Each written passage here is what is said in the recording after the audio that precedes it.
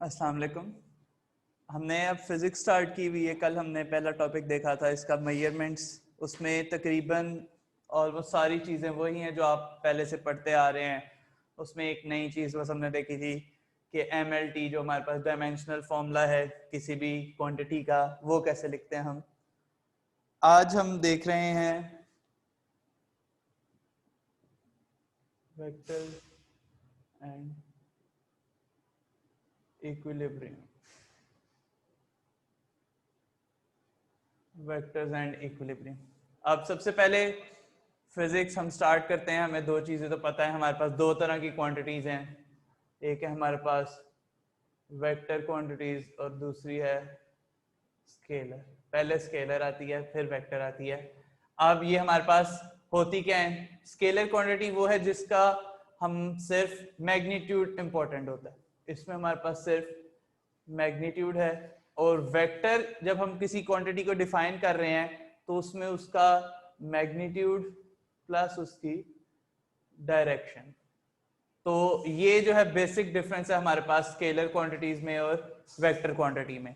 अब अगर हम कोई भी स्केलर क्वांटिटी की अगर हम एग्जांपल लेना चाहें तो हमारे पास जो बेस क्वांटिटीज हैं, लेंथ, टाइम, मास, इनको डिफाइन करने के लिए हमें कोई डायरेक्शन नहीं देनी पड़ती, ठीक है ना। डिस्टेंस भी हो गया, वो उसमें भी हमारे पास वो भी स्केलर क्वांटिटी है। अब वेक्टर क्वांटिटी वो है जिसमें हमें डायरेक्शन चाहिए। अब जैसे हम एक्सेलरेशन की बात कर रहे हैं तो एक्सेलरेशन में हमें पता होना चाहिए किस डायरेक्शन में एक्सेलरेशन हो रही है। अगर वो फॉरवर्ड जा रहा है तो पॉजिटिव एक्सेलरेशन है, अगर वो बैकवर्ड जा रहा है तो नेगेटिव एक्सेलरेशन। इसी तरह हम फोर्स देख लें, फोर्स भी हमारे पास वेक्टर है क्योंकि हमें उसकी डायरेक्शन चाहिए कि हम किस डायरेक्शन में फोर्स अप्लाई कर रहे हैं। तो हमारे पास डिफरेंट वेक्टर्स और स्केलर क्वांटिटीज हैं, ये आपको पता होनी चाहिए। आपने अभी तक जितनी फिजिक्स पढ़ी है तकरीबन हर क्लास में हम ये स्केलर और वेक्टर क्वांटिटीज पढ़ते हैं, इनकी हम एग्जांपल्स देखते हैं। ठीक हो गया। अब उसके बाद स्केलर क्वांटिटीज तो हम सिंपल मैग्नीट्यूड से हम डिफाइन कर देते हैं। अब जो वेक्टर क्वांटिटीज हैं उनको हम मैग्नीट्यूड के साथ उसकी डायरेक्शन भी चाहिए होती है। तो वो डायरेक्शन हम किस तरह उसको देते हैं? तो हमारे पास उसके जो सिस्टम है, सबसे पहले हमारे पास रेक्टेंगुलर जो हमारे पास कंपोनेंट्स होते हैं, कोऑर्डिनेट्स, मतलब हम एक्स वाई डायरेक्शन यूज करके हम वेक्टर की डायरेक्शन बता रहे होते हैं कि एक्स डायरेक्शन में इतना है, वाई डायरेक्शन में इतना है। तो ये हमारे पास जो है रेक्टेंगुलर कोऑर्डिनेट सिस्टम है जिसमें हम एक्स वाई या जी भी आप कह लें, 3 डायमेंशन है तो हम जी में चले जाते हैं, जिसमें हम एक्स वाई जी यूज कर रहे होते हैं कि एक्स डायरेक्शन में। अब एक है हमारे पास कार्टेशियन प्लेन, या इसको आप कार्टेशियन फॉर्म हम कह लें।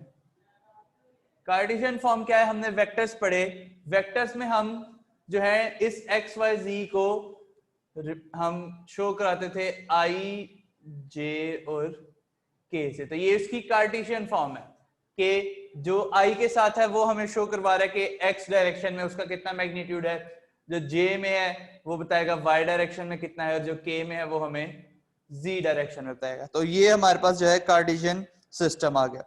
अब इसका हमने मैग्नीट्यूड किस तरह फाइंड करते हैं, मतलब अगर हमने रिजल्टेंट फाइंड करना हो, अगर हमने रिजल्टेंट फाइंड करना हो तो ये हमने मैथ्स में वेक्टर्स में भी देखा था। हम क्या करेंगे, इसको हम ए बी सी कर लें, तो जो रिजल्टेंट हमारे पास है इसको हम कैपिटल आर से लिख लें, वो हमारे पास simple a square plus b square plus c square. तो ये हमारे पास जो है उसका रिजल्टेंट आ सकता है। अब ये जो आई जे के हैं ये जरूरी, ये तो हमारे पास मैथ 3 डायमेंशन की बात हो रही है, ये हम 3D में एक्स वाई जी या आई जे के। अगर 2D है तो सिंपल हमारे पास एक्स वाई आई जे होगा, और अगर वन डायरेक्शन है सिंपल लाइन में है तो हमारे पास सिर्फ एक्स वाई या जी या आई जे के में से कोई एक नंबर होगा। तो ये जो है ये हमारे पास कार्टेशियन फॉर्म है। इसको हम अगर एक हमने इसको ओपन करके लिखते हैं, हमारे पास वेक्टर है, समझे कोई भी हम फोर्स लगा रहे हैं, वेक्टर क्वांटिटी है, एक्सेलरेशन आप कह लें, तो वो हमारे पास है a1 i plus a2 j plus a3 k। मतलब कि ये हमारे पास उस जो एक्सेलरेशन है उसकी डायरेक्शन है कि उसका आई एक्स एक्सिस यानी आई में क्या कंपोनेंट है, जे में क्या कंपोनेंट है और के में क्या कंपोनेंट, इसी को हम यूज करके इधर हम A1 2 3 की फॉर्म में लिख लेते हैं। हमने यहाँ लिखा है तो ये हमारे पास इसका रिजल्टेंट, अगर हमने एक्सेलरेशन का रिजल्टेंट एक्सेलरेशन बतानी है तो वो हमें इसका अंडर रूट लेके पता लग गई। तो ये हमारे पास जो है ये वेक्टर की फॉर्म में है, ये वो वेक्टर क्वांटिटी है जो हमने आई जे के, ये हमने कार्टेशियन फॉर्म में इस वेक्टर को रिप्रेजेंट किया हुआ है। अब इसको हमने देख लिया कि हमने इसका रिजल्टेंट कैसे निकालते हैं, सिंपल इसको अंडर रूट। अब वेक्टर्स की मल्टीप्लिकेशन,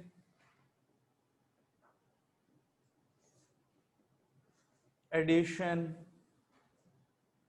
सब्ट्रैक्शन, ये सब कुछ आपने पहले ही मैथ्स में पढ़ लिया है। मतलब वेक्टर की हमने सिंपल एडिशन देखनी है तो हम आई वाला कंपोनेंट आई में ऐड करेंगे, जे वाला जे में, के वाला के में। सब्ट्रैक्शन भी इसी तरह है। और जब हम मल्टीप्लाई करेंगे तो हमने इसको हर नंबर को, मतलब के वेक्टर, क्योंकि ये अब हमारे पास हर नंबर के साथ में, अब मल्टीप्लिकेशन में हमारे पास दो चीजें आ जाती थी। एक है हमारे पास डॉट प्रोडक्ट और एक है हमारे पास क्रॉस प्रोडक्ट। डॉट प्रोडक्ट और क्रॉस प्रोडक्ट, इसको हम वेक्टर प्रोडक्ट भी कहते हैं। और ये हमारे पास अब जो डॉट प्रोडक्ट है वो तो हमारे पास सिंपल मल्टीप्लिकेशन से हमारे पास एक नंबर आ जाता है। ये मैंने पहले भी बताया था कि डॉट प्रोडक्ट को हम दो वेक्टर्स को मल्टीप्लाई करके एक रिजल्टेंट मैग्नीट्यूड निकाल रहे हैं, जबकि क्रॉस प्रोडक्ट से हम दो वेक्टर्स को मल्टीप्लाई करके एक नया वेक्टर निकाल रहे हैं। तो वो हमारे पास क्रॉस, मतलब कि अगर दो वेक्टर क्वांटिटीज को हम मल्टीप्लाई करेंगे तो जो रिजल्टेंट क्वांटिटी हमारे पास बनेगी वो भी हमारे पास वेक्टर होगी, क्योंकि हम उन दोनों को क्रॉस प्रोडक्ट ले रहे हैं। लेकिन अगर हम किसी एक स्केलर और उसको मल्टीप्लाई करेंगे तो वो हमारे पास डॉट प्रोडक्ट हो जाएगा, तो वो हमारे पास एक स्केलर क्वांटिटी, अब वो डिपेंड करता है। ठीक हो गया, तो इसको हम स्केलर प्रोडक्ट भी कहते हैं और इसको हम वेक्टर प्रोडक्ट भी कहते हैं। अब ये पहले भी हमने देखा है कि डॉट प्रोडक्ट कैसे निकालते हैं और वेक्टर प्रोडक्ट कैसे निकालते हैं। इनका जनरल फॉर्मूला मैंने पहले भी लिखवाया था। हमारे पास a डॉट b है तो वो हो जाएगा a का मैग्नीट्यूड, b का मैग्नीट्यूड और cos ऑफ थीटा। थीटा इनके दरमियान का एंगल है। और अगर हम क्रॉस प्रोडक्ट निकाल रहे हैं a क्रॉस b, तो a क्रॉस b हमारे पास क्या है, a का मैग्नीट्यूड, b का मैग्नीट्यूड साइन थीटा, और साथ हमारे पास ये एक उनका, इन दोनों का जो नॉर्मल वेक्टर है वो हमारे पास n होगा। अब इसमें मैंने डिफरेंट एंगल्स पे मैंने बताया था कि डिफरेंट एंगल्स पे हमारे पास क्रॉस प्रोडक्ट क्या होता है। जैसे कि कॉस हमारे पास जीरो कब होता है, कॉस का अगर आप ग्राफ देखें तो कॉस का ग्राफ हमारे पास कैसा है, ये ग्राफ है कॉस का, और साइन का बना लें तो वो ये है। अब कॉस हमारे पास जीरो है, इधर ये पॉइंट कौन सा है हमारे पास, ये हमारे पास 90 है। तो मतलब कि 90 डिग्री पे जो डॉट प्रोडक्ट है वो जीरो होगा। अगर दो हमारे पास वेक्टर जिनको हम मल्टीप्लाई कर रहे हैं वो आपस में परपेंडिकुलर हैं तो उनका डॉट प्रोडक्ट जीरो होगा। और साइन जीरो कब होता है, जीरो। तो मतलब कि जब हमारे पास दो वेक्टर्स पैरेलल हैं तो उनका क्रॉस प्रोडक्ट जीरो होगा। तो ये एंगल्स, मतलब साइन और कॉस थीटा के एंगल्स यूज करके आप बता सकते हैं कि हमारे पास जो दो वेक्टर्स हैं वो जब पैरेलल होंगे तो क्या आंसर आएगा, जब वो परपेंडिकुलर होंगे। अब जब ये पैरेलल होगा मतलब कि 0 या 180 डिग्री पे, तो cos 180 डिग्री या 0 पे 1 है, तो हमारा डॉट प्रोडक्ट पैरेलल में मैक्सिमम आएगा, और हमारा क्रॉस प्रोडक्ट परपेंडिकुलर जब होंगे तब हमारा मैक्सिमम। जैसे जैसे एंगल हम कम या ज्यादा करते जाएंगे तो इनकी वैल्यूज चेंज। मैक्सिमम जो है वो, जब क्रॉस प्रोडक्ट की बात करें तो मैक्सिमम क्रॉस प्रोडक्ट हमारे पास 90 डिग्री पे, और ये हमारे पास 0 डिग्री पे है। 90 पे ये 0 हो रहा है और ये 0 हो रहा है हमारे पास 0 पे या 180 पे। तो ये वो चीज है जो आपने पहले पढ़ी हुई है। अब हमने क्रॉस प्रोडक्ट भी फाइंड करने, हमने दो वेक्टर्स को क्रॉस प्रोडक्ट से मल्टीप्लाई करना भी देखा था कि हमारे पास जो आई जे के कंपोनेंट्स हैं उनका हम अगर क्रॉस प्रोडक्ट लें तो हमारे पास रिजल्टेंट कौन सा कंपोनेंट आता है।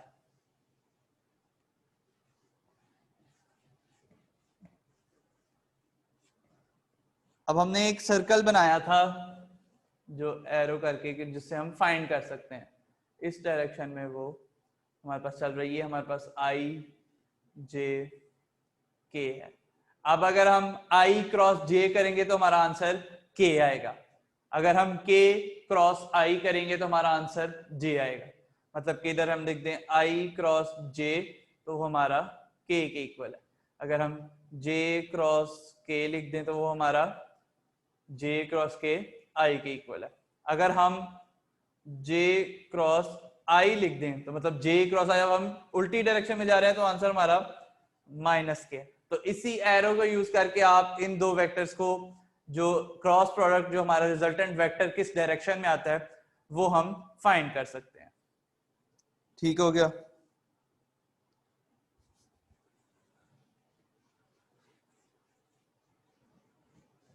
अब हमने वेक्टर एडिशन जो देखी थी,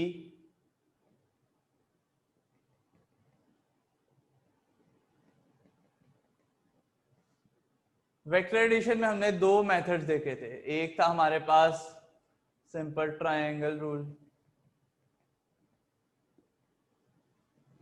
और एक था पैरेललोग्राम रूल।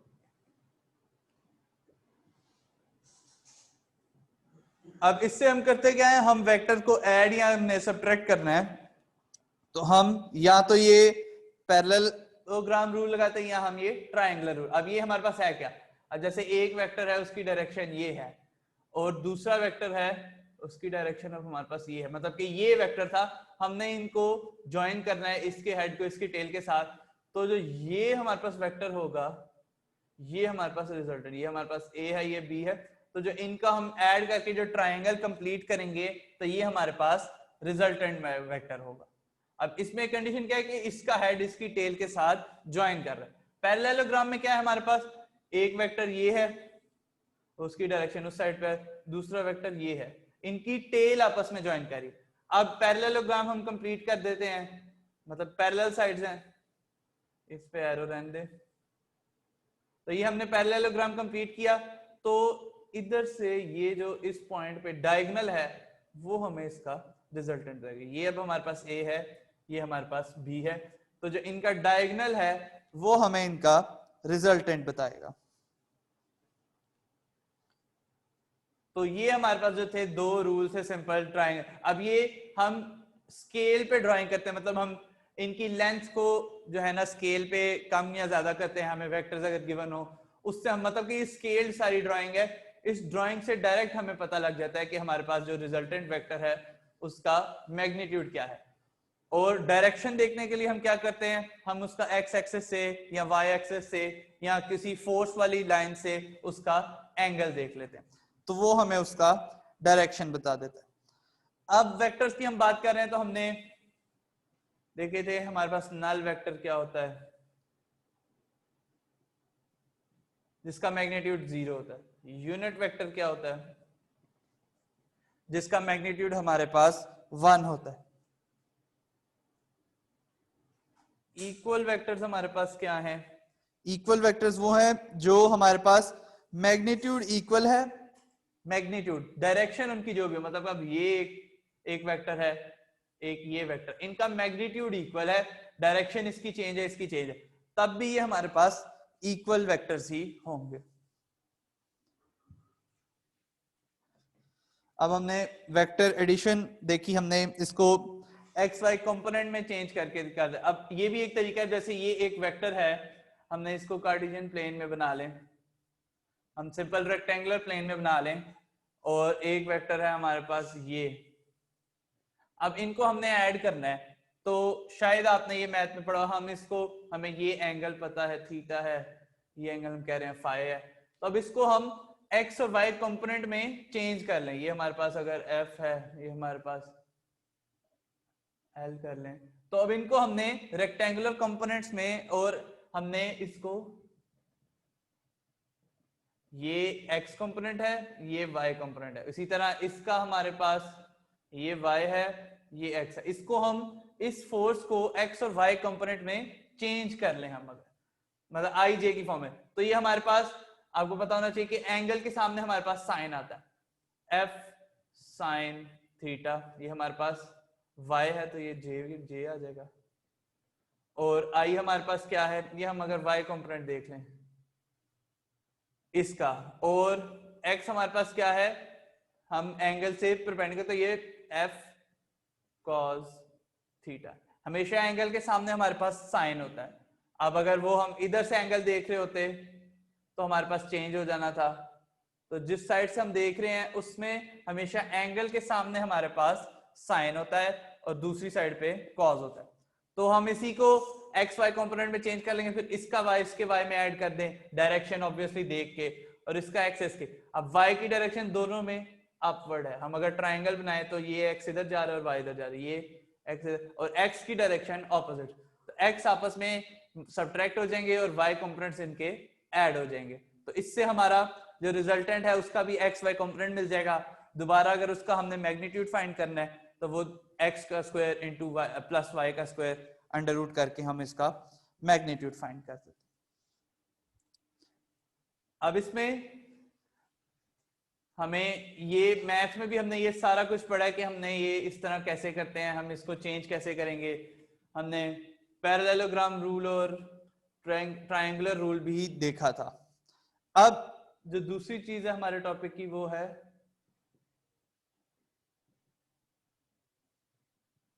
इक्विलिब्रियम। अब इक्विलिब्रियम है क्या हमारे पास, अगर हम नॉर्मल देखें, अगर इक्विलिब्रियम की हम बात करें तो मतलब कि उसमें कोई चेंज नहीं आ रहा, हम एक पॉइंट पे दो बंदे इधर से खींच रहे, दो बंदे उधर से, और वो हमारे पास चीज हिल नहीं रही, मतलब कि वो चीज इक्विलिब्रियम में है।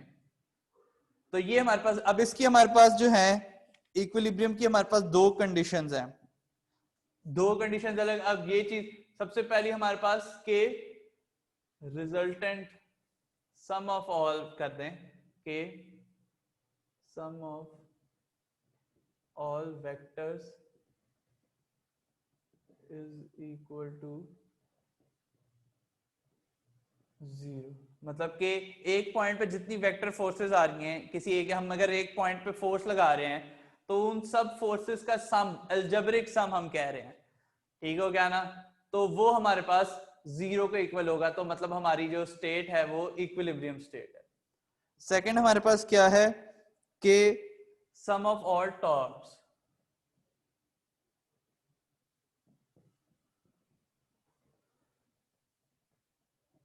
Is equal to 0। अब टॉर्क हमारे पास क्या है, टॉर्क भी देख लेते हैं हमारे पास, टॉर्क हम किसे कहते हैं, टॉर्क सिंपल, आप फिजिक्स की डेफिनेशन हमारे पास, टर्निंग इफेक्ट ऑफ फोर्स, मतलब कि जो हम टर्न कर रहे हैं, हम एक स्पैनर पे, हम ये पॉइंट यहां से फिक्स है, हम इस पे फोर्स लगा रहे हैं तो ये अब ये रोटेट हो रहा है, तो ये हम इस पे टॉर्क अप्लाई कर रहे हैं। टॉर्क हमारे पास, इसको हम टॉ से लिखते हैं ये, और ये हमारे पास क्या है, force into distance from line of action of force to pivot. Pivot हमारे पास क्या है, जो फिक्स पॉइंट है वो हमारे पास पिवट होता है, और जिस पॉइंट पे हम फोर्स कर रहे हैं वो हमारे पास। अब सम ऑफ टॉर्क, या इसको आप मूवमेंट भी कह लें, टॉर्क के अलावा आप इसको मूवमेंट कह लें, मूवमेंट भी हमारे पास सेम चीज है, टॉर्क और मूवमेंट बिल्कुल सेम चीज है। मूवमेंट हमारे पास क्या है, फोर्स इनटू परपेंडिकुलर डिस्टेंस, तो बेसिकली टॉर्क भी हमारे पास यही चीज है। अब इसमें हमारे पास टॉर्क का यूनिट हमारे पास क्या होगा, न्यूटन मीटर, फोर्स न्यूटन में और डिस्टेंस मीटर में, तो टॉर्क हमारे पास न्यूटन मीटर आ गया, और इसमें जो d है वो हमारा मोमेंट आर्म है, जो line of action of force से पिवट तक। तो इक्विलिब्रियम के लिए हमारी या तो सम ऑफ ऑल वेक्टर्स 0 होने चाहिए, या sum of all torques at a point, हम एक पॉइंट की बात कर रहे हैं, हम एक पॉइंट पे, हम देखें ये पॉइंट है, इसको हम यहां से खींच रहे हैं, यहां से खींच रहे हैं, यहां से खींच रहे हैं, ठीक होगा। अब ये जब सारे हम ऐड करें तो जो इनका रिजल्टेंट है, इसको ये हमारा एक्स एक्सिस, ये हमारी वाई एक्सिस। तो इनके जब हम एक्स वाई में कंपोनेंट रिजॉल्व करके हम देखें तो जो रिजल्टेंट है वो हमारा 0 के इक्वल आना चाहिए। तो हमारा जो ये पॉइंट है ये हमारा इक्विलिब्रियम में होगा। ठीक होगा। अब इक्विलिब्रियम भी हमारे पास एक टाइप के नहीं होते।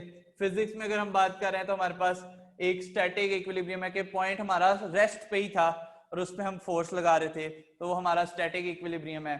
अगर बॉडी मूव कर रही है और कांस्टेंट वेलोसिटी के साथ मूव कर रही है, उस पर फोर्सेस लग रही हैं लेकिन उसकी वेलोसिटी चेंज नहीं हो रही, तो हमारे पास डायनामिक इक्विलिब्रियम है। इसके अलावा हम केमिस्ट्री में देखें तो रिएक्शंस हो रहे हैं, हमारे पास एंटर जो हो रहा है सब्सटेंस उतना ही एग्जिट हो रहा है गैसेस या तो वो हमारे पास जो है केमिकल इक्विलिब्रियम होता है, वो भी हमारे पास। अब हमारे पास टेम्परेचर है एक पॉइंट पे बॉडी का, वो चेंज नहीं हो रहा, तो वो हमारे पास थर्मल इक्विलिब्रियम है। चेंज नहीं मतलब कि ये पॉइंट है और आउटसाइड के टेम्परेचर और इसका टेम्परेचर जब सेम हो जाए, हम एक गर्म चीज को ओवन से बाहर निकालेंगे तो थोड़ी देर बाद वो जो इन्वायरमेंट के टेम्परेचर की जितनी हो जाएगी, तो वो हमारे पास थर्मल इक्विलिब्रियम होता है। इस तरह हमारे पास डिफरेंट इक्विलिब्रियम्स हैं। तो बेसिक जो कंडीशन उनकी यही है कि सम ऑफ ऑल वेक्टर्स। अब वो वेक्टर हमारे पास फोर्स भी हो सकता है, वो वेक्टर हमारे पास एनर्जी भी है, हीट एनर्जी है जो थर्मल में हम देख रहे हैं, तो वो वेक्टर हमारे पास अब कुछ भी हो सकता है। ठीक हो गया। तो ये हमारे पास जो है बेसिक इक्विलिब्रियम स्टेट होती है। अब इसके हम अगर कोई क्वेश्चंस देख लें इस टॉपिक के,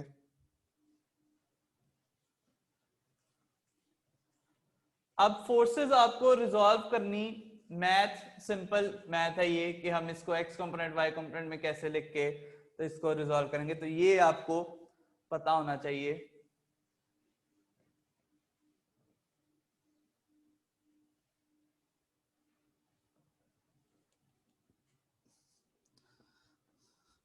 अब पहला क्वेश्चन ये है कि which of the following is scalar quantity. इसमें से हमने बताना है स्केलर कौन सी है, और हमारे पास चार ऑप्शन जो हैं वो हैं डिस्प्लेसमेंट, हमारे पास दूसरा ऑप्शन है वेट, डेंसिटी और टॉर्क। तो ये हमारे पास जो है चार ऑप्शन है, हमने इसमें से बताना है कि स्केलर क्वांटिटी कौन सी है। तो इसमें स्केलर हमारे पास क्या है, डिस्प्लेसमेंट हमें पता है वेक्टर है क्योंकि हमें उसमें डायरेक्शन, वेट डाउनवर्ड एक्ट करता है, ये वेट बेसिकली फोर्स ही है, तो ये अभी हमारे पास डेंसिटी हमारे पास जो है वो एक स्केलर क्वांटिटी है, तो इसका ऑप्शन हमारे पास डेंसिटी आ गया। अब अगर हम देखें थोड़े वेक्टर से क्वेश्चन देख लें, तो angle between rectangular components of a vector is, हमें सिंपल क्वेश्चन है कि angle between rectangular components of a vector, ये हमारे पास रेक्टेंगुलर कंपोनेंट, इसके दरमियान ये एंगल कितना है, तो ये हमें सबको पता है कि ये एंगल हमारे पास 90 है। अब एक क्वेश्चन है force of 10 newton acting along Y axis, 10 newton along Y axis, उसने पूछा इसका एक्स कंपोनेंट क्या है, इस फोर्स का एक्स कंपोनेंट क्या है हमारे पास, तो उसने क्वेश्चन में बता दिया कि वाई एक्सिस पे है, तो जो एक्स कंपोनेंट है इसका वो हमारे पास 0 होगा। ये ऑप्शन हमारे पास 10, 20, 100 या 0, तो जो ऑप्शन है हमारे पास वो 0 होगा। अब क्वेश्चन है two forces are acting together on an object, अब एक ऑब्जेक्ट है उस पे दो फोर्सेस लग रही हैं, the magnitude of the resultant is minimum when the angle between the force is, इनका मैग्नीट्यूड मिनिमम कब होगा, मिन मैग्नीट्यूड कब होगा हमारे पास, जब एंगल हमारे पास 0, 60, 120 या 180, इसमें से कौन सा ऑप्शन होगा कि हमारा जो मैग्नीट्यूड है दो फोर्सेस लग रही हैं तो मैग्नीट्यूड मिनिमम हो। ऑब्वियसली अब हमारी एक ही प्लेन पे, जब अब ये एक फोर्स है वो इधर है, दूसरी फोर्स इधर है, एक दूसरे को कैंसिल करके मैग्नीट्यूड मिनिमम आएगा, तो हमारा जो ऑप्शन है वो 180। अब पैरेलल की हम बात कर रहे हैं तो जीरो एंगल का मतलब क्या है कि दोनों फोर्सेस इधर लग रही हैं।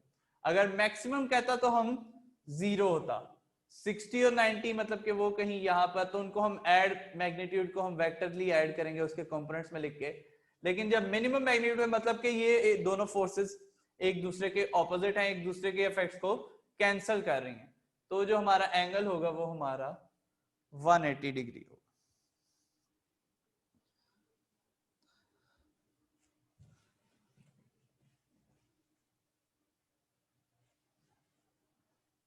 अब और कोई क्वेश्चन देख लेते हैं। अब हमारा क्वेश्चन है कि which of the following quantities is scalar. अब इसमें पूछा हुआ है कि स्केलर क्वांटिटीज, फिर से वही क्वेश्चन है कि स्केलर क्वांटिटी हमारे पास कौन सी है, और ऑप्शंस हमारे पास हैं मैग्नेटिक मोमेंट, फिर है हमारे पास एक्सेलरेशन ड्यू टू ग्रेविटी, फिर है हमारे पास इलेक्ट्रिक फील्ड,